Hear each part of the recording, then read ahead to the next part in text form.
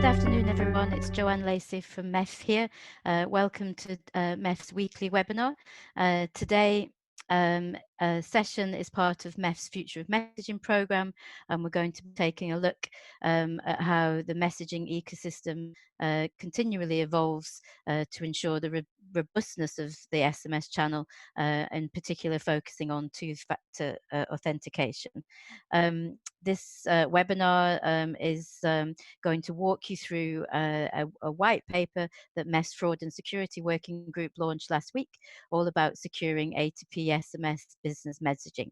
The goal of that white paper and of the group and all of the work that's been done to make these recommendations is all about market education and making recommendations as the mobile industry to the users, so the enterprises and brands of A2P SMS. And in order to demonstrate that how, as an ecosystem, that the messaging delivery chain is secure in order to sustain trust in the channel.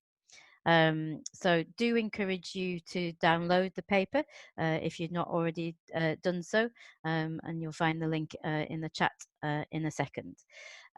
So today I'm pleased to say that we're joined by Giovanni Benini from Global Telco Consult, so GTC, who are an independent and specialized consultancy firm supporting messaging strategy development. So Giovanni headed up the Fraud and Security Working Group that have made these recommendations, and we're also joined, as you'll see on screen, by some of the MEF members who authored the report. I'm going to hand over to Giovanni to introduce the topic and his speakers. Just one quick thing on housekeeping. If you have any questions, then as usual, just use the Q&A functionality that you'll see at the bottom of your Ring Central screen. So have a good session, and thank you for joining us today. Thank you so much, Joanne, and welcome to you, everybody. There's no shortage of webinars right now in the current times, so I really appreciate quite a long list of names popping up for this webinar. And I'm super excited to not be alone, to have with me Virginie from GMS, Lee Suker from Xconnect, and John Murtagh from Anam. And I would ask, I will start with the first question, and then I'll ask everybody who has the first word to also introduce themselves in a bit more detail.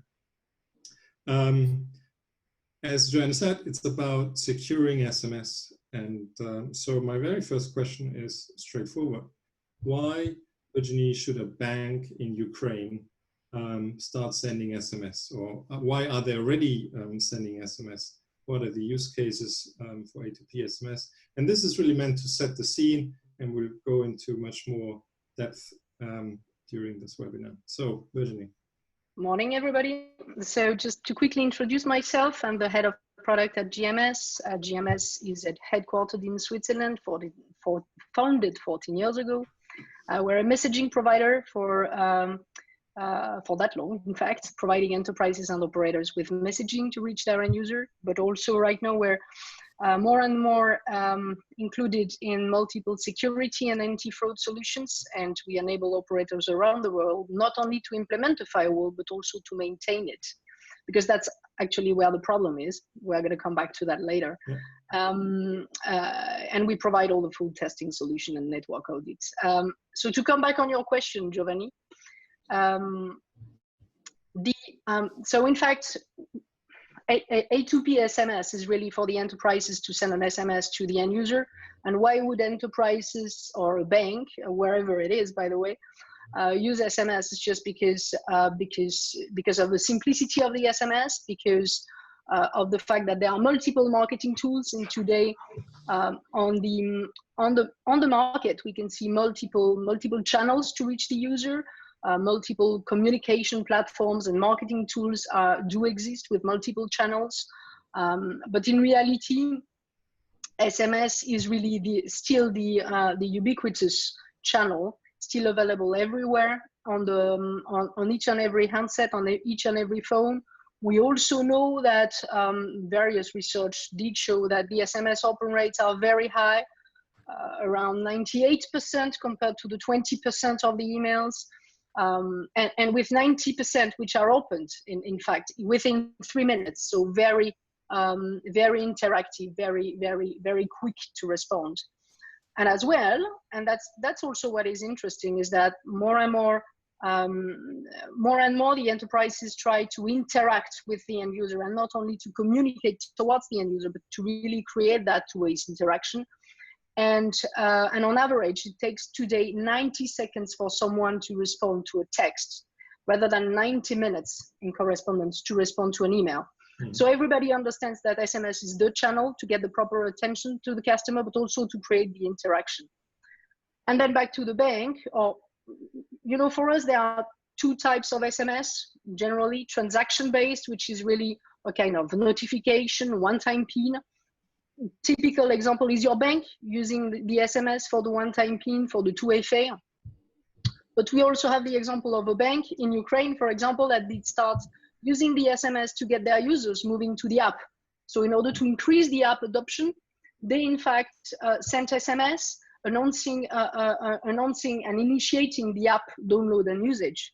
The second type of SMS, exactly. The second type of SMS could purely be promotion then, which could be also the store sending you a discount voucher or announcing a specific sales event only to his loyalty customers. Again, there we've recently seen an example of an online store that was actually, instead of sending you, you know, that classical email that you receive when you left the basket on the online store and you didn't click on paying for that, actually. Yeah. And recently we've seen that they used SMS as a way as well to encourage people to come back to their abandoned basket, in fact. And these are very concrete examples of really the way SMS can enable not only banks, but generally enterprises to really interact and be much more proactive with their end users. Fantastic. So there's a wealth of use cases which A2P SMS is sponsoring and basically powering. But now, Lee, let's focus, since we are talking about security, let's focus on, I think, the most secure, sensitive topic, which is 2FA and one-time passwords. Maybe you can give a quick brief on you and why SMS is used as one-time passwords. Thanks, Giovanni. So, okay, I'm Lee. I work for Xconnect. Xconnect is a global voice transit carrier, but the biggest part of our business is providing number information to both transit operators and the A2P messaging industry, such that they can optimize the way they connect to their customers. I've been working in the A2P messaging business for probably 12 years now. I used to be blonde haired. I think with respect to OTP, it's probably just worth reflecting on some of the things that Virginie was saying, in that, you know, SMS is ubiquitous. It's, you know, everyone has it on their mobile phone. It's very high conversion. So, you know, the industry, you know, accidentally found a fantastic tool for a second factor of authentication. You know, that being enabling the use of proof of possession of the SIM card as a way to, you know, identify an individual. And it massively reduced the risks associated with, you know, a user ID and password, something, you know, everyone understands it. So whilst the industry discovered that by accident, you know, it's still a very effective measure today. You know, but, you know, there are some security issues that we'll talk about it, and one should reflect that there are also security vulnerabilities everywhere. And why exactly is it a second factor, SMS? So if we think about the multiple factors of authentication, something we know, the user ID and password, okay? Something we have, you know, our mobile phone, something we are, biometrics, something we've done. Yeah. So these are the three main factors which you want to mix to make it more secure. Absolutely. And the 2FA kind of one-time password gives us a proxy to the fact that right now, at this moment in time, when we receive the text message, we're in possession of the phone that contains a SIM that's linked to your telephone number. Great. And because it's so simple, it's a great tool. So it sounds like completely secure and error-prone or error-proof. So John, explain why is there still some articles coming out saying we shouldn't use SMS for these one-time passwords, specifically in the banking context. Okay, so I'm John Murtagh. I'm the CTO with Anam Technologies. Quite similar to the other participants here, my colleagues of the paper. Anam is a specialist provider of security and anti-fraud for messaging, specifically SMS. We work a lot with the mobile operators and either partnering with international hubs or other messaging providers in securing traffic. I'm glad, I'm a big fan of SMS, and both Virginie and Lee have extolled its virtues. I won't repeat that. But it does have some, it's a very old technology, so it does have some functional limits. It might sound boring in SMS compared to newer OTT. For example, it doesn't have read receipts, or the two-way aspect of SMS does introduce complexities in setting the whole ecosystem up. But I think what we're really topic of today is around the security side of things. And this has really come from its history. SMS, even though it started as a very closed system, it started 30 years ago. Entities involved in SMS sending or routing were all trusted in a very closed network environment in a mobile operator. So that system has now evolved. It's a massive ecosystem, certainly for the enterprise side. There's many different participants in the value chain of delivery. It doesn't have a native security element in it. So for example, there's no end-to-end security in SMS. I'm talking about in a general way, or there's no such thing as the sending party is somehow verified, that you might see with newer technologies. Another thing to explain the ecosystem itself, certainly for enterprise messaging, there's a lot of participants, can be a lot of participants in the chain of delivery. And this coupled with enterprises juxtaposing desire to deliver an SMS at the lowest possible cost. So all businesses look at cost, and SMS it's for its virtues, so the previous speakers have outlined, it still has a cost, but then there's a need for high security. So this does create some conflicting challenges in the environment, certainly when it comes to security. The paper that is available for the market, it's an education paper, it's an awareness paper. Security is not about technology, it's also about awareness, about people, about knowledge. It has outlined some of the vulnerabilities of SMS with regard to two-factor authentication or generally enterprise SMS. And we'll speak about them later, but we have the first area is smishing. It's quite rampant. One of my colleagues just got a smishing SMS this morning. So basically, smishing is just phishing in SMS, and it's where somebody tries to trick you to go to a site and either reveal your identity details or of such nature. Malware is another activity, not as frequent as phishing or smishing.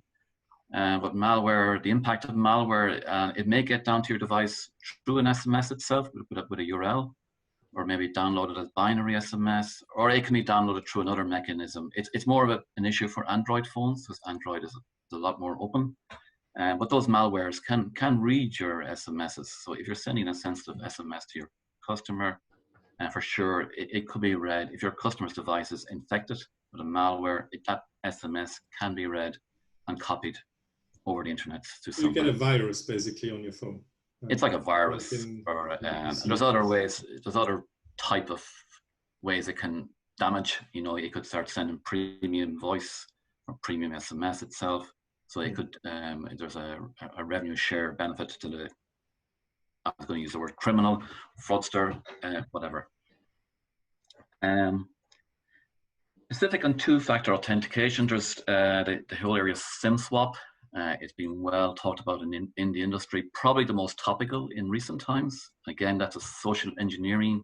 It's not a vulnerability in the SMS protocol, but it's a way of redirecting your SMS to another device that has somehow they've tricked the mobile operator processes to issue a SIM to the real victim of the intercept.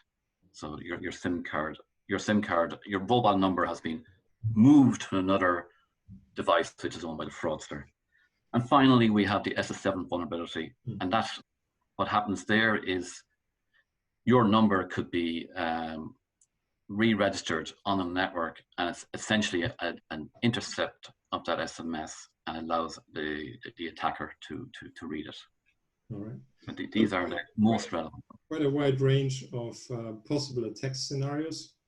Lee, what do you think is the worst or the most dangerous area of attack? Yeah, I think that's a super hard question. You know, each enterprise is also going to have their slightly different view, but I think before I kind of answer that, you know, John talked about, you know, phishing, malware, social engineering. Those three things are just as common and rife on a whole bunch of other communication platforms.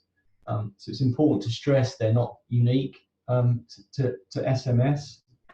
With respect to social engineering, I think that is a globally tough, widespread problem.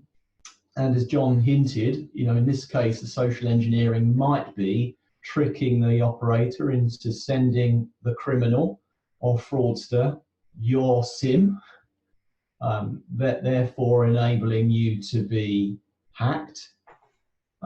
There are some solutions in the market to help that. I would encourage, you know, any MNOs on the call to, you know, work with, you know, the technology partners in the MEF to make those more available. For example, detecting when a SIM has recently been swapped, when a device has recently been changed, whether a call is actually forwarded to a different number. These are all very important indicators that someone's identity has been compromised. Mm-hmm. If that's the case, then you can let the enterprise make the choice. These attributes of this identity have changed.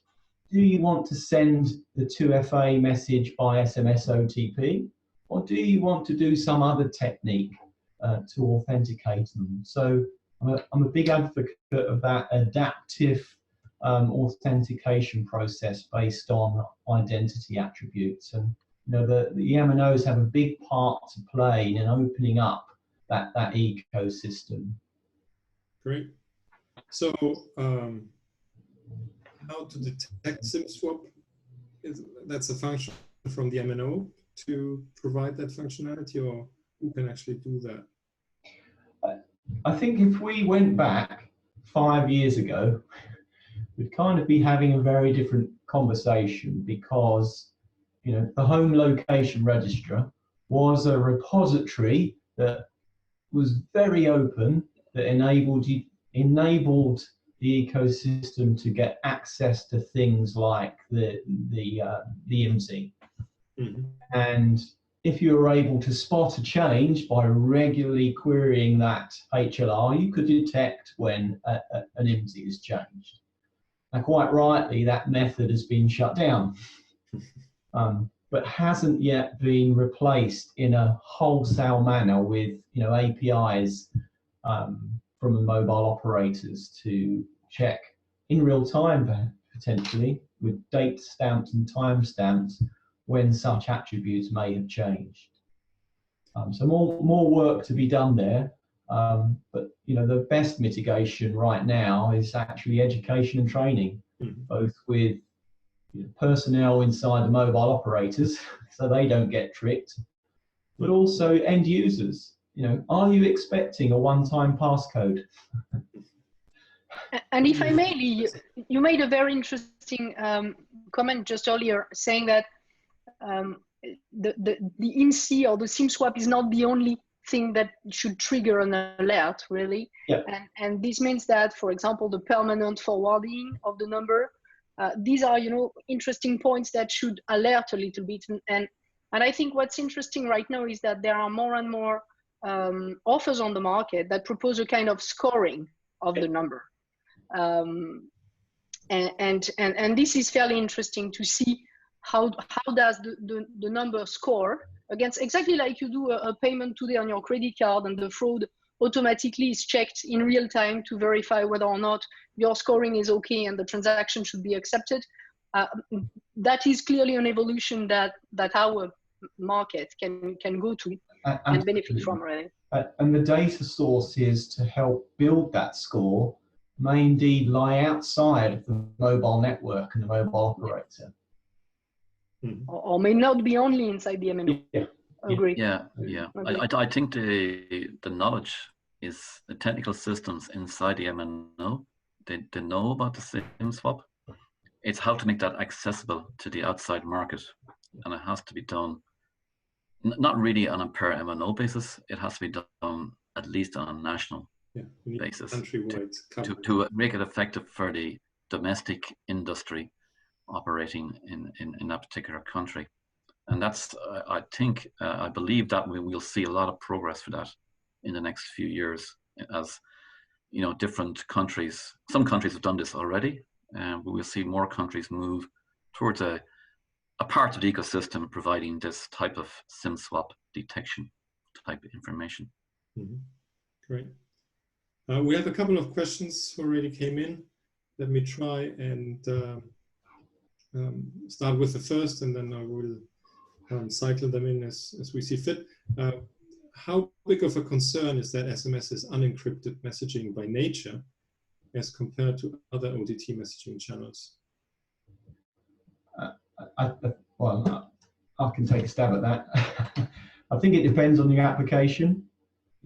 If you're sending a shared secret, which is perpetual over SMS, you probably want to think again. If you're sharing a secret like a one-time passcode that only has a life of 30 seconds or so, and beyond that it's useless, I wouldn't see that flag up in a risk register. If you're passing sensitive personal information, it's similar to a shared secret, right? There's probably significant issues with that. I've heard an interesting comment. Everybody's saying WhatsApp is end-to-end encrypted and SMS is not, which is true for P2P. But if you think about it, WhatsApp for business is not end-to-end encrypted because the business part needs to be conveyed somehow to the WhatsApp gateway. So sometimes it's easier said than done that everything is end-to-end encrypted on the OTT, but if you think about it, it's not always the case. Security is not only about confidentiality, right? It's about availability. And if the service isn't available to most of your customers, or it's got other vulnerabilities that might impact that availability, then as a security solution, it's not ticking the boxes. Yeah, great. Let's move on, since we have only an hour and quite a few topics to tackle. And John, you mentioned S7, the list of your vulnerabilities. Can you expand on that? First of all, what is SS7?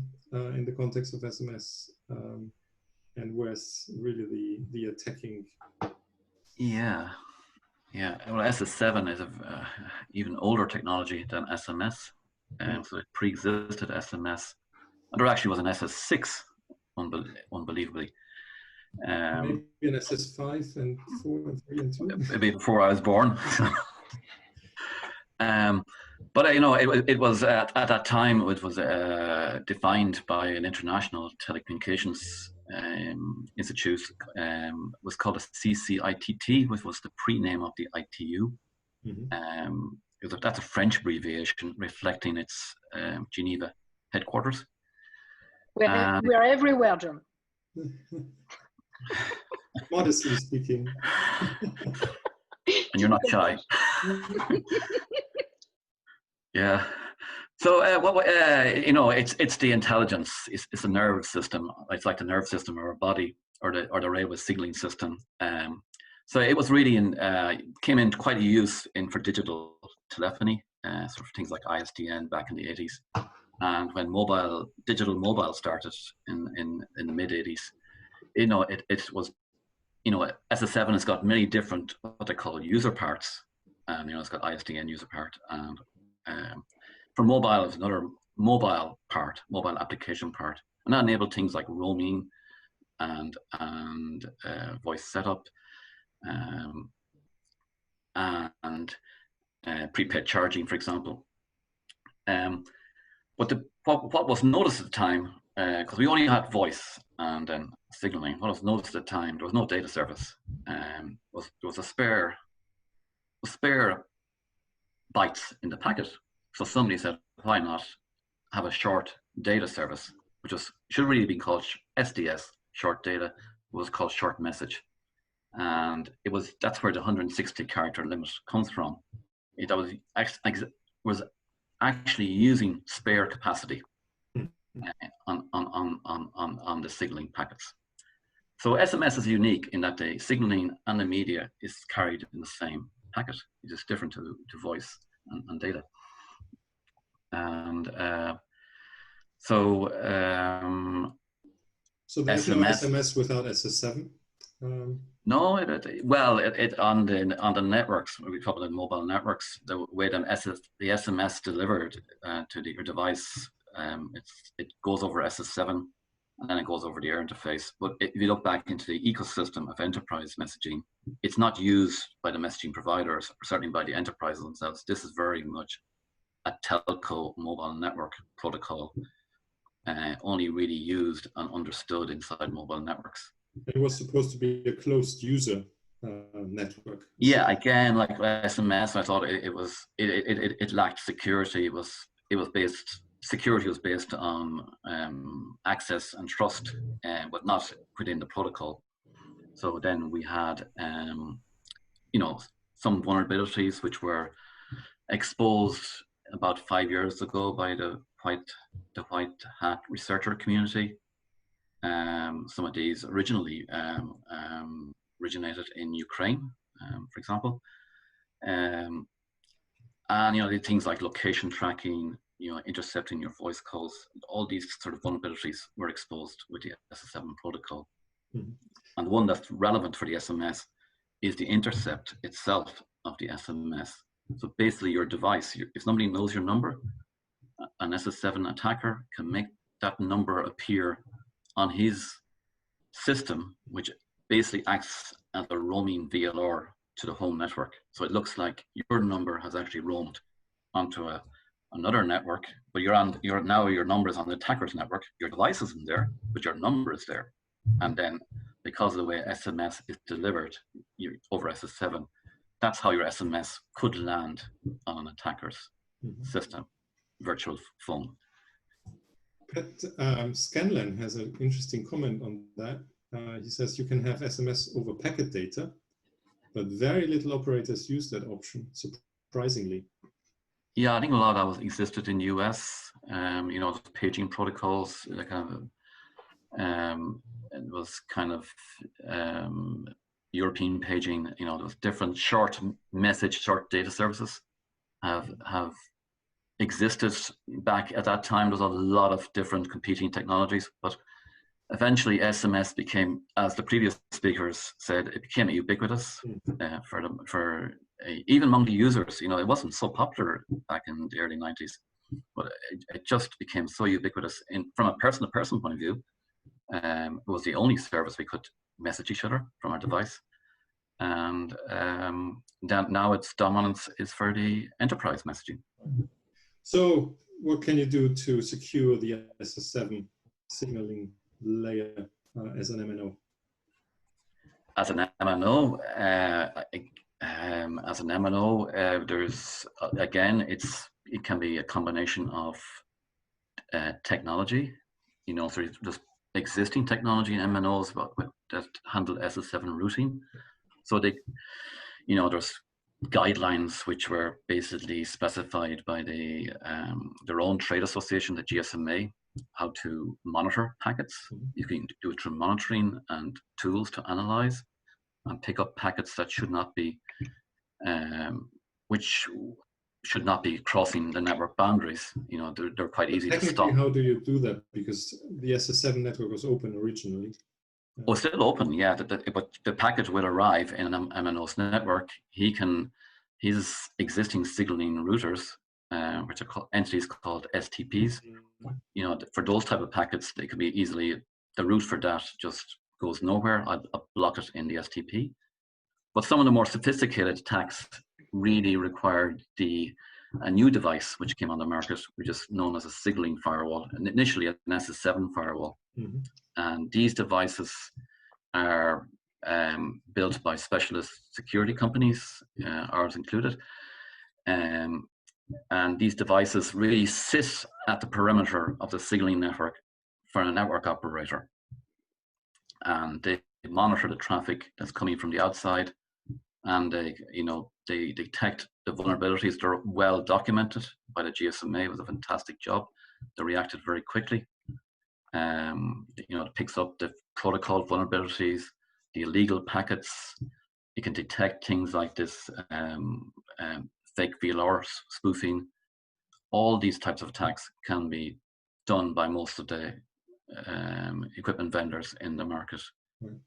That said, signaling firewalls, it kind of lacks a business case. They're not as well deployed universally as SMS firewalls in the market. So I haven't seen any public figure on it, but I don't think it is universally deployed as SMS firewalls, which is a very high penetration rate we know today in mobile network operators. I think on page 18 of the white paper, MEF has done a study with Mobile Squared on how many operators have deployed an SMS firewall, and also how many have some of the vendors, the SMS vendors, also supply this SS7 or signaling firewall. Like SS7 is not the only signaling protocol. There's other newer protocols which some of them have some of these vulnerabilities inherited, like diameter and SIP, to different signaling protocols. So it's a universal cross protocol platforms that the operators are now looking to do. So like SS7 is generally seen as an old technology.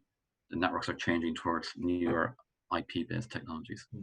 Anyway, the fundamental statement is there are now ways for MNOs to shield their networks with. Absolutely. There's plenty of providers in the market. The question is, and I'll pass maybe on to Virginie, is it enough to have a firewall around your network and then you feel secure, or what is your experience? That's also interesting to see the numbers out of the white paper, because in fact you realize that there are quite a few and quite numerous networks which are in fact already protected by firewalls. And from our experience, we've seen that even those networks that pretend to be protected by a firewall, when you do testing, you realize that in fact the operator network is not protected. And in fact, that's the point, right? Is that keeping the firewall up to date is really the concern and the complexity. Most MNOs that actually have a firewall are not messaging experts, of course, and they won't be able to maintain the proper firewall rules, either due to lack of time, resources, or even the simple messaging knowledge. And the fraudsters are permanently looking at solutions to minimize their costs, and it ends up as a kind of Tom and Jerry story where you have to constantly reassess the validity of the rules and update it. So the point really that I think obviously John will be in agreement with is that only a permanent testing with a strong messaging knowledge is able to correctly identify the threats and update the firewall rules correctly in order to protect the network. And having, I'm obviously preaching for my church there, but having the right partner for such permanent testing and the managed services on the firewall is key. And you also, again, preaching for my church, you also need a strong SMS hub partner in order to ensure that not only you block the fraudsters to potentially coming in, but then you also at the same time enable the proper traffic to go through. Because at the end of the day, the goal of the MNO and the goal of the enterprises are the same, is that the end user would receive a proper service. And that's important, that all the parties in the ecosystem will get the benefits of it, and that this would be a win-win solution. But we can see more and more, and we can see interesting trends. That's what we've seen at GMS, where enterprises are in fact coming to us, willing to ensure that they have high quality of service with their hub, proposing official direct connectivities to the MNOs, because the MNOs did force them to do that, but also because they understand that it's damaging their image to have either SMS which are not coming the correct way with a wrong sender ID, who did not receive an SMS with a phone number in there, instead of actually the brand name, which makes it much more sexy and much more easy to identify. Then of course there could be smishing, and I see me already. That's a good segue to the last big chapter of security. You've seen that, huh? Yeah, I would like to say that Virginie is, I totally concur with her statement there. You know, it's not simply about putting firewalls in. You've got to manage these devices, and it's firewalls, it's tools, it's even your people, your philosophy of cybersecurity. These are all just multifacets to security. It's not only boxes. You know, it's very important that this multi-dimensional, multi-layers of security are implemented in all aspects. And your customers, right? They need to be a part of your security process as well. I kind of make this general point that, you know, we too often see humans as the weak point, but actually a well-trained human is better than any kind of machine, and they enhance the security process. So I think, you know, education and training are a theme that run through all of the things that we've discussed, as well as smishing, phishing. Absolutely. And talking of smishing and education, just this morning I got a text from my MNO saying, what on earth is a smishing text? So they're actively educating their subscriber base, including myself, on what smishing is, so that there's an awareness about the potential that an SMS coming from Barclays might not be from Barclays. What other methods are there, Lee or Virginie? Maybe started with Lee on smishing specifically to fight that. I think there are, you know, tools available. They're not hugely familiar to me. You know, Xconnect don't provide these sorts of services, but there are AI tools out there that will help, you know, look at the content for malicious URLs. They will look at, you know, frequency and timing of the messages that are getting sent out. I guess for me, the scary thing in all of this, as far as SMS is concerned, is because it's such a responsive channel, people can make mistakes quickly. as opposed to email, where it looks amazing. You know, fraudsters done a lot of work to make their email look very genuine, but it's almost more right now, almost more brain engaged when someone sends you an email, because we're so used to clicking quickly. But you know, there's also the MEF's, you know, sender registry. I noticed one kind of question came up about that. You know, what can we do to trust the sender? So I think what the MEF's done with the UK, with building out sender ID register and making sure that, you know, aggregators or SMS aggregators are authorized to send messages on behalf of an enterprise, and you know, those alpha codes are registered. They're all great steps forward.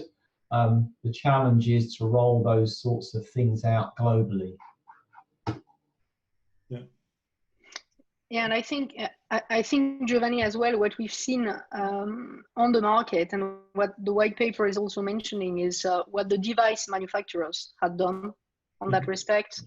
The fact that basically, for example, Google understood that the sender ID verification was key to avoid the smishing, and they initiated that interesting solution called verified SMS, with, thanks to multiple verifications, Google can then confirm that the message is actually sent by the brand it pretends to be, and then you have that tick box, exactly like what you have on the Twitter verified accounts.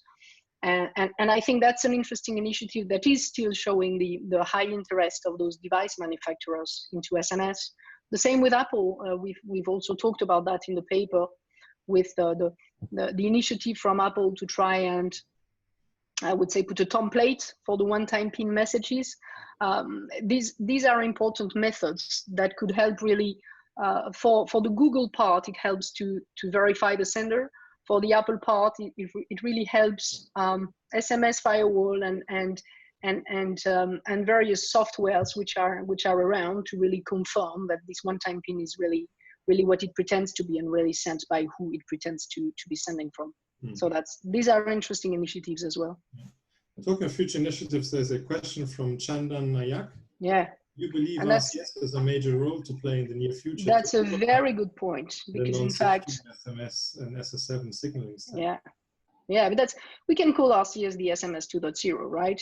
And it's so, this identity theft is so important, and one of the, you know, everybody talks about RCS and saying that the key to RCS and the sexy thing is about the fact that your message can now be rich with pictures, videos, and carousel and whatever. I personally believe that the key thing, which is potentially not the sexiest, but really the key thing, is that verification. The same tag that you could find in these Google verified SMS, you will find it in RCS, where the origin, the sender, is really verified, and you can trust the messages coming through that path, which is particularly then important with SMS when you get the two-way interaction. But the way RCS had been made is really to ensure that full two-way interaction and that customer interaction real time. So that's where it's particularly important to trust the one that sends you the message, really. Yeah. But although RCS is a new technology, and it has got the extra security, and they really have addressed the verified sender, and we know the MEF is working on many working groups on trying to roll out that part of the ecosystem.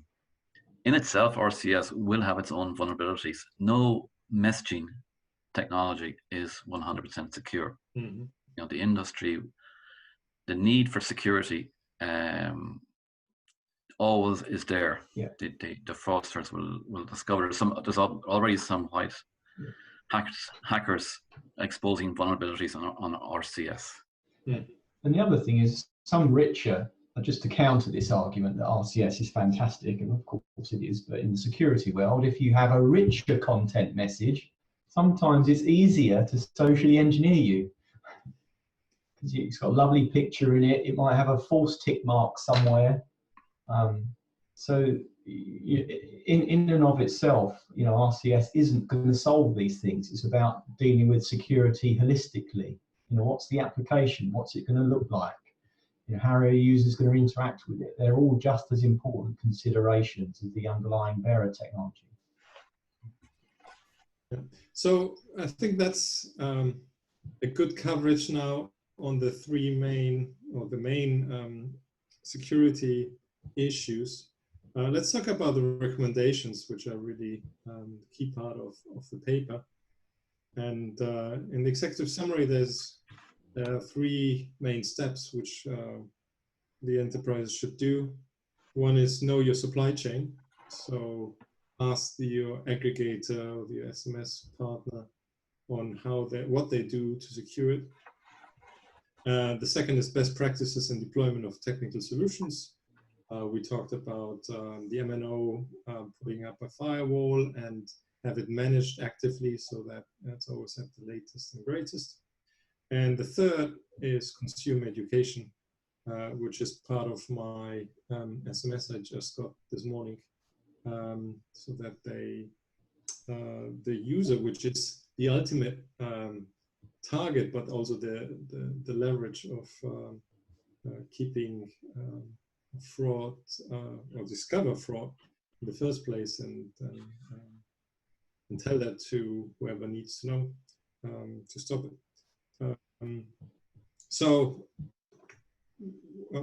And the interesting bit, which we haven't mentioned yet, is that UK finance, so the UK banks, have now seen this paper and announced that they're going to review it and add the recommendations of this paper to and summarize to a one-pager kind of thing, and add this to the recommendations for their banking customers, which is I think great.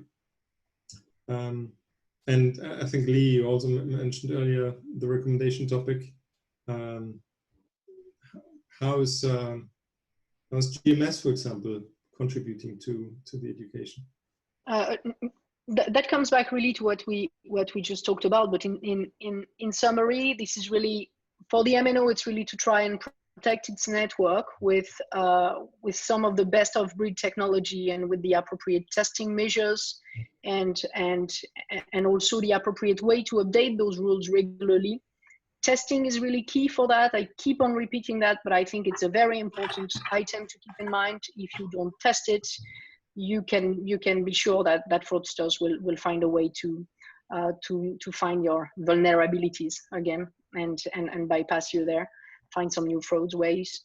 I think your comment on the messaging providers and what the white paper is also talking about, it's also echoing what we can see on our side, with more and more enterprises coming to see us and ask for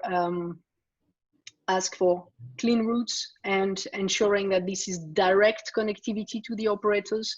And again, taking my hub hat, I would say that direct connectivity is the important thing to look at when you look at the hubs, and the fact that this direct connectivity is really helpful to ensure the high quality of service. Yeah. And the full visibility and the tracking of the message, because in fact that's quality of service is also based on that tracking and the fact that there could not be someone in the middle that actually does something wrong to the message that then damages this message, or could introduce even some fraud into that. So that would be GMS perspective. And then if I want to also then talk for Lee's church, then is really scoring, being able to score the number is important, and being able to have certain mobile identity providers for the enterprise that or your hub could also enable that through those providers in order to really score the phone number, to double check before if there was SIM swap, if there is permanent call forwarding, if there are some weird activities, or for example in the US, most of the phone numbers had been ported already once. So if you find that this phone number had never been ported, it's really weird. Yeah. So there are potentially, you will say this much better than I do, Lee, but there are potentially also things to do there. Well, I thank you for sharing my church with everybody. But you know, absolutely, those attributes of identity, when they're changed, they're key to mitigating some of these risks. But you know, as you hinted, at the simplest level, enabling messages to be terminated directly, that requires the best number portability data, right? So that's simple stuff, everyday stuff that the messaging industry needs to be using to reduce some of these risks. And I kind of reflect on, it's only 160 characters if we're talking about SMS, so it's easy to ignore some of the challenging things that this industry does to mitigate against risks. But if you don't buy from quality enterprises, then you risk those valuable, highly responsive, confidential, wrong word, 160 characters being compromised. Has a cost, right, to do it properly. I think what is your view on the education piece? I think it's advocating these solutions across the industry. It's we've talked a lot about mobile network operators, but it's obligatory upon all players in the industry to build out the necessary systems, the testing, the managed service. I believe the industry has reacted very well. I think A2P has been super. It's a great business model. There's no, it's not rolling out new technology. SMS is old technology. So it's a matter of, and it's combined. A2P is bringing huge revenues to the market. I think Mobile Squared has reported that to be growing at around a compound growth rate of about 10-15% per annum. So this is a growing industry, and to protect that high revenue for operators and for the messaging providers, it's worth investing in keeping it secure. It keeps it clean as well. And worth mentioning, because there was a question, what role would trusted registries play? Well, one thing worth mentioning is the Trust in Enterprise Messaging program from MEF, actually. MEF has, as an industry consortium, created a code of conduct specific for SMS A2P, and more players, ecosystem players, sign up to it. And so one of the things an enterprise can do is check on this Trust in Enterprise Messaging program if their vendor is listed in that registry as well. So let's just quickly check if there are more questions. So one question is coming about 5G. Is 5G changing anything with regards to messaging security and ultra reliable low latency connectivity, as the question states? That's for you, John. Yeah, it's too low level for me to. Well, the super thing is SMS still exists in 5G. The systems may change, but the medium of SMS still exists in 5G. Mm-hmm. Certainly on the signaling side of things, I think the industry has learned to not bring in signaling protocols that are unsecure. So the 5G signaling is being natively secured from the build out. Mm-hmm. So, so all this interconnect security and system security will all be present in 5G. So that's a positive thing. Plus the mandated messaging protocol in 5G is RCS. Yeah, by default, the messaging, the text messaging, the person to person is RCS. And it's the industry, even though SMS is black and white and may sound boring, the industry, it's great for one way. RCS is definitely a whole different type of use case for interactivity between businesses and consumers. I actually see both of them existing, in even going towards 5G. 5G is not a big bang; it's a transition. Yeah, it will take some time for sure. Yeah. So Giovanni, there's a nice question about Wangiri. Mm-hmm. Go for it, Lee. In there, I guess for those that don't know what Wangiri is, in the voice world, typically your phone rings once and the end user is tempted to call it back. I missed a call from you, but actually the call goes to a premium rate revenue sharing number, which costs you a fortune. So there are solutions emerging to prevent that sort of stuff. So what we advocate for is having real-time number intelligence, such that whether it's a message or a call, in real time you could check if those numbers are on any hot list. And we're working with voice and messaging partners to help bring those sorts of fraud mitigation services to the market. So yeah, it's nice to see that question. Thank you. Even though it's not an A2P SMS problem. Potentially. Well, sometimes it's delivered over SMS, so that trigger to the end user. It's quite easy to, like, simple machine learning can pick up those campaigns of Wangiri. Most firewalls, SMS firewalls, can stop that type of activity. In fact, we've seen quite a good bit of that. It's relatively simple to stop.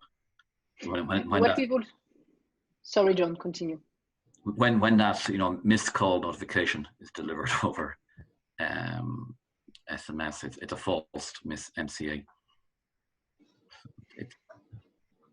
Yeah, what we've also seen at GMS is that there is a new type of fraud coming in with those that we call flash calls or OTP based calls, where in fact those calls are interesting because they are supposed to replace the one-time PIN. And in fact, those calls are very short, not to say nil in terms of call duration. Yeah.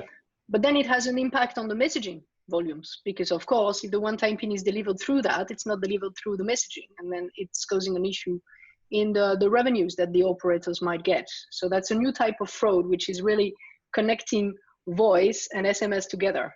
It's a revenue leakage fraud. Yeah. Indeed. Different type of fraud. No. Yeah. Indeed. Yeah, Indeed. we have seen Another that. Tom and Jerry. Mm-hmm. Yeah, and that's the nature of the industry. Indeed. Different things will happen all the time. We'll be talking about different things in this time 12 months, for sure. Yes, indeed. Yeah, it's a constant Tom and Jerry, but I think what comes out of the white paper is that the ecosystem, the messaging ecosystem, is really working hard on securing the SMS channel. So it's not that you need to stay away from SMS completely. The opposite is the case. I think the final piece of recommendation is really to look at the risk awareness matrix. How big is the exposure, and then select the right measure. Do a SIM swap check before, and these kind of things. So Giovanni, there is a question actually associated with that came in about the commercials of doing all of these additional checks, and that if they are uncompetitive, then that will help to promote the movement to other channels, not SMS, right? And I think that is a market issue that needs addressing, and I think the only way to address that is to get more positive involvement from more MNOs in making that data available at scale. Great. I think we're coming to an end. That's why Joanne is visible again.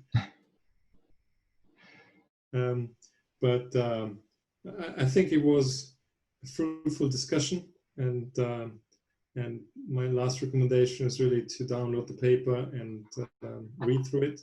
It's containing a lot of pictures, so it's not a hard read. You can skim through it quite quickly, and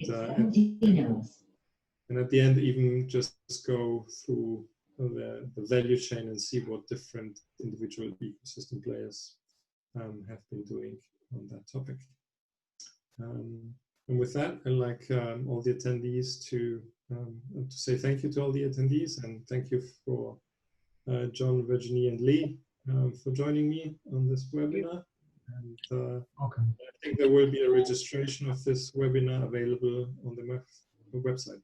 Yeah, that's right. Thank you, guys. It's been a really good discussion. I know everyone can talk about this topic all the time. Hopefully we answered most of the questions from the attendees. And you know, several things have been mentioned today. Do check out MEF's fraud framework, which covers some of the other fraud types, including on revenue leakage. We've got lots of webinars coming up. So just a quick advert on those, looking at business messaging trends from a consumer insights on our 10 market study that we do every year, and that includes consumers' attitudes to or experiences of consumer harm. So have they experienced some of the fraud types that we've discussed today? And on the 16th of July, then Capacity Media have their Global Fraud Summit, and MEF will be hosting the SMS session, and there'll be some more of the members that have been part of MEF's Fraud and Security Group, including Telefonica and Tata, will be speaking at that session. But just want to close, because we're out of time, and say thank you to Giovanni, thank you to Virginie, John and Lee for today. Thank you to all the members that contributed to the white paper, yeah, do download it, and we hopefully see you at another MEF webinar soon. Thank you and have a good day. Bye-bye. Bye.